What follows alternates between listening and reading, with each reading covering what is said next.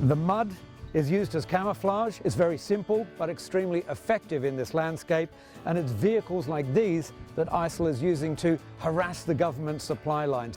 We were just searching houses just outside of Mosul when we came under fire. Luckily the bullets went just above our head, but now we're returning fire on what is clearly still ISIL remnants hiding amongst these buildings. The hole in the road that you can see just behind me is where a car bomb, an ISIL car bomb. Afghanistan is once again at a crossroad.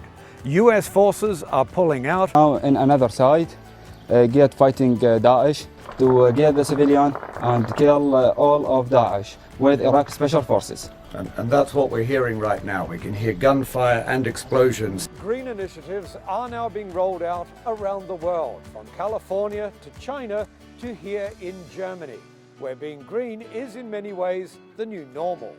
Demands go further. The people clashing with the riot police support the referendum in Crimea.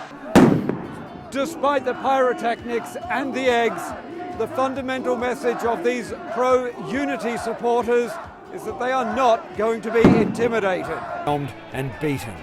The clash has only ended a few minutes ago. The police have begun collecting some of the weapons used in the fighting. You can see here Europe. With Eurozone unemployment remaining near a record high, does the release of the contaminated water worry you? Rescue team, you can see, working in the mud over there, has just found the remains of one more victim of this mudslide, and they've sent the heavy machinery away, and now they're just waiting on a stretcher crew to come in and take the victim away. If officials knew that up to 100,000 people would gather for the event in these small alleys, why weren't better control measures in place?